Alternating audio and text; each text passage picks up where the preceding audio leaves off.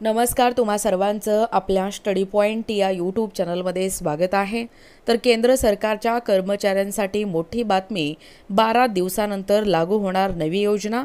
याबद्दल संपूर्ण सविस्तर अशी माहिती या व्हिडिओच्या माध्यमातून आपण पाहणार आहोत। तत्पूर्वी तुम्ही जर आपल्या स्टडी पॉइंट या यूट्यूब चॅनलवरती जर नवीन असाल तर आपल्या या चॅनलला लगेचच लाईक आणि सबस्क्राइब करायला विसरू नका।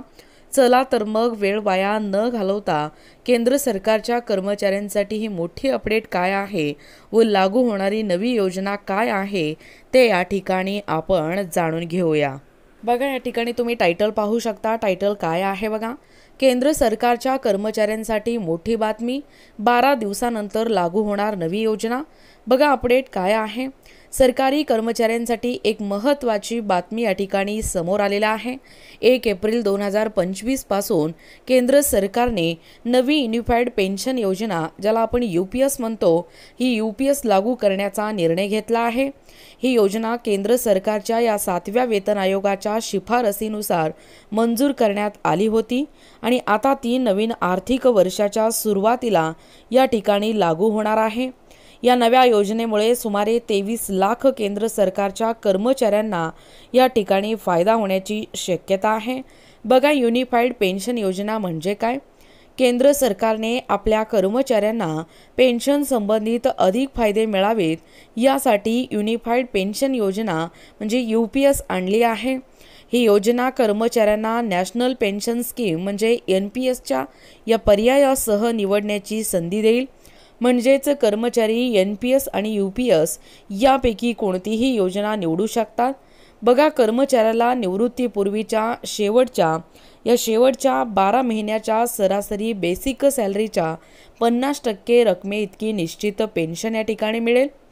25 वर्ष किंवा त्यापेक्षा अधिक सेवा पूर्ण करणाऱ्या या कर्मचाऱ्यांना ही सुविधा या ठिकाणी लागू होईल। 10 ते 25 वर्ष सेवा पूर्ण करणाऱ्या कर्मचाऱ्यांना त्याच्या सेवा कालावधीनुसार पेन्शन या ठिकाणी दिली जाईल।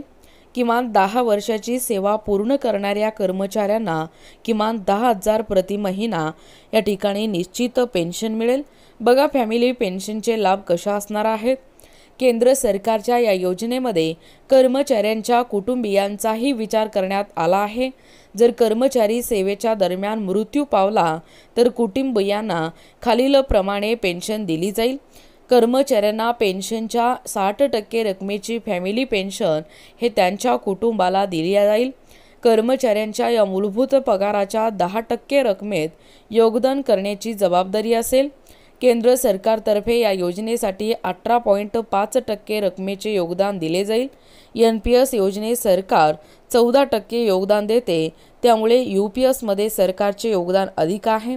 बघा, UPS आणि NPS यामधील फरक। युनिफाईड पेन्शन योजना आणि नॅशनल पेन्शन स्कीम यामध्ये काही महत्त्वाचे फरक आहेत। बघा, युनिफाईड पेन्शन योजना UPS आणि नॅशनल पेन्शन स्कीम म्हणजे NPS। पेन्शनची हमी आहे, UPS निश्चित रक्कम मिळेल आणि मार्केटशी निगडीत परतावा असणार आहे। सरकारचे योगदान 18.5% UPS साठी असणार आहे आणि NPS साठी 14% असणार आहे। त्यानंतर कर्मचाऱ्यांचे जे योगदान आहे ते UPS साठी 10% आणि NPS साठी 10% असणार आहे। त्यानंतर सेवा कालावधी बघा, UPS साठी किमान 10 वर्ष, अगदी सेम NPS साठी देखील किमान 10 वर्ष। पेन्शनची जी रक्कम आहे ती बघा, एकूणच UPS साठी शेवटच्या 12 महिन्याच्या सरासरी पगाराच्या 50% पर्यंत आणि NPS बाजारातील गुंतवणुकीनुसार परतावा मिळणार आहे। आणि फॅमिलीची पेन्शन कशी असणार आहे बघा, एकूणच UPSचा 60% पेन्शन कुटुंबाला मिळेल आणि या ठिकाणी NPS फॅमिली पेन्शनची निश्चितता नाही। बघा, अशा पद्धतीने या ठिकाणी हे जे पेन्शन या ठिकाणी UPS आणि NPS मधील फरक आहे। बघा, UPS योजनेत गुंतवणूक आणि लाभ कसे मिळतील। निवड प्रक्रिया, कर्मचारी UPS किंवा NPS यामधून कोणतीही योजना निवडू शकतो। कर्मचाऱ्यांचे योगदान मूलभूत पगाराच्या 10% रकमेत योगदान करावे लागेल। सरकारचे योगदान, सरकार कर्मचाऱ्यांच्या वेतनाच्या 18.5% रकमेत योगदान या ठिकाणी करेल। त्यानंतर चौथं आहे पेन्शनची गणना। 25 वर्षापेक्षा अधिक सेवा म्हणजे शेवटच्या 12 महिन्याच्या सरासरी पगाराच्या 50% पर्यंत पेन्शन, 10 ते 25 वर्षाची सेवा कालावधीच्या प्रमाणात पेन्शन आणि 10 वर्षापेक्षा कमी सेवा म्हणजे पेन्शन मिळणार नाही। बघा UPSच्या लाभाची उदाहरणे। जर एखाद्या कर्मचाऱ्यांचा शेवटचा बेसिक सॅलरी 50,000 असेल आणि त्याने 25 वर्षापेक्षा अधिक सेवा केली असेल तर त्याला निवृत्तीनंतर 25,000 प्रति महिना पेन्शन मिळेल। जर सेवा कालावधी 15 वर्ष असेल आणि शेवटचा बेसिक सॅलरी हे 40,000 असेल तर त्याला निवृत्तीनंतर सेवा कालावधीच्या प्रमाणात 20,000 पर्यंत पेन्शन मिळू शकते। जर एखाद्या कर्मचाऱ्याने 10 वर्षाची सेवा पूर्ण केली असेल तर त्याला किमान 10,000 पेन्शन मिळण्याची हमी दिली जाईल। बघा एकूणच अशा पद्धतीने योजनेची जी मुख्य वैशिष्ट्ये आणि मर्यादा आहेत म्हणजे केंद्र सरकारची हे हमी असलेली सुरक्षित पेन्शन योजना आहे।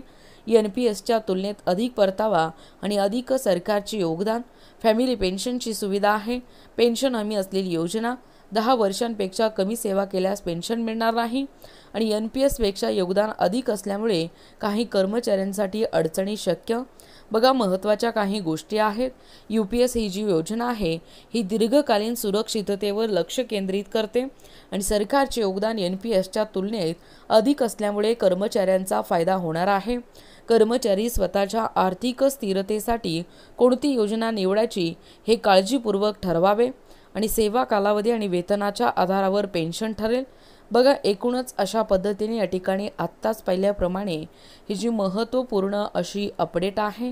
बघा एकूणच अशा पद्धतीने केंद्र सरकारच्या कर्मचाऱ्यांसाठी 12 दिवसानंतर लागू होणारी ही नवीन योजना काय आहे व सरकारी कर्मचाऱ्यांसाठी 1 एप्रिल 2025 पासून केंद्र सरकारने या नवी युनिफाईड पेन्शन योजना UPS लागू करण्याचा निर्णय कशा पद्धतीने घेतलेला आहे याबद्दल संपूर्ण सविस्तर अशी माहिती या व्हिडिओच्या माध्यमातून आपण पाहण्याचा व कव्हर करण्याचा प्रयत्न केलेला आहोत।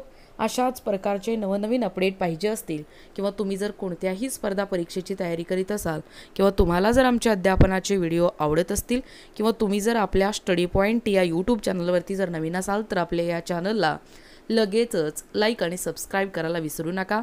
भेटूया अशाच पुढच्या नवीन व्हिडिओमध्ये, तोपर्यंत धन्यवाद।